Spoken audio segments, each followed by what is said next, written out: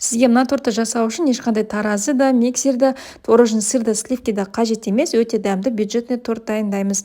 Ол үшін бір дана жұмыртқамызды жарып, үстіне қантымызды салып, жақсылап араластырып аламыз. Кейіннен бір кесе айранның үстіне бір шай қасық содамызды салып жақсылап араластырамыз. Осылай реакция болу керек. Және осыны жұмыртқалы массаның үстіне құйып, барлығын жақсылап араластырамыз. Араластырып болғаннан кейін үстіне сұйық майымызды құямыз. Енді бір кесе ұнның үстіне 2 ас қасық какаомызды салып, екеуін жақсылап тұрып араластырып аламыз. Және осы құрал заттарымызды ситон көмегімен өткізіп аламыз. Дайын болған қамырымызды формамызға құйып, қызып тұрған пеште 180 градуста 40-30 минуттай пісіріп аласыздар. Міндетті түрде зубочисткамен тексеріп алыңыздар.